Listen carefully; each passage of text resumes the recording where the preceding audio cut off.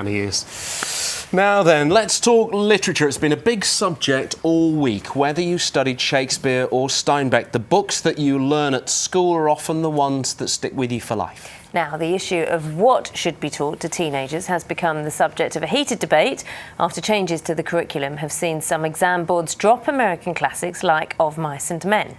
Students will be expected to study at least one Shakespeare play, a 19th century novel and a post-1914 fiction or drama. But this has sparked an online petition against the changes. Let's talk to Mary Stevens, who is an English teacher who began an online campaign against these changes. In our London studio is Ben Crystal, who's an actor and writer who helps pupils to learn Shakespeare. Welcome to you both. How's this affecting you, or how's this going to affect you in class? It's going to make our job considerably more difficult. We already teach Shakespeare and lots of works from the literary heritage, but what we're asking now from our students is to tackle a much greater proportion of old-fashioned language.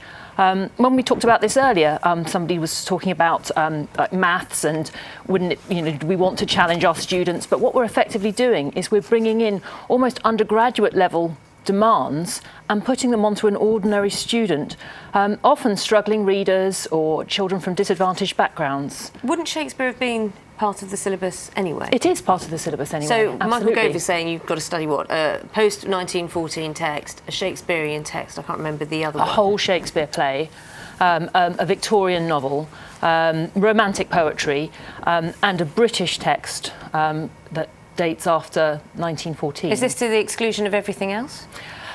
Well, you still have a choice to introduce something else. We still can add on extra stuff, and there's an unseen element. But the fact is, these are the ones that we must do, and that makes things less flexible for us, not more flexible, because this is quite a meaty amount of content, particularly for children who really struggle.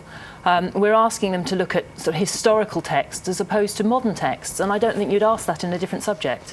And let's ask you, Ben Crystal, I wonder whether we're talking about broadening the curriculum, essentially broadening the choice of texts that children study. Has the debate got too narrow? Is it Shakespeare versus Steinbeck? What's your reading of it?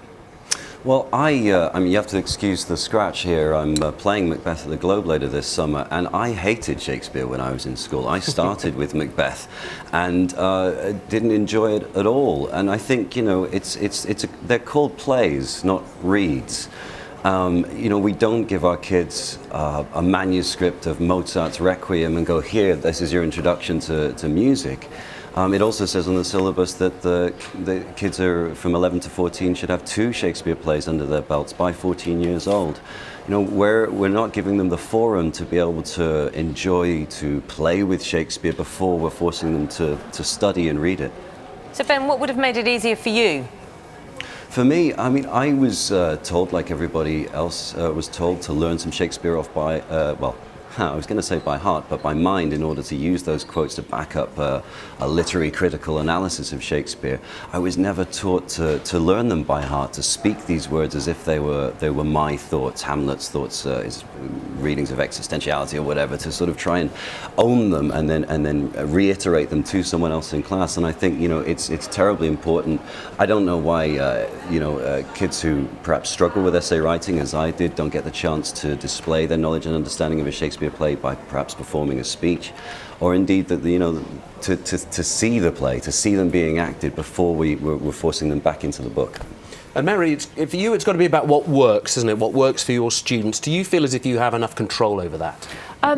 No, I don't think that. I think really effectively teachers are feeling that they're not being listened to and that decisions are being made by people that don't understand the realities of the classroom that we're in and the struggles that our students face.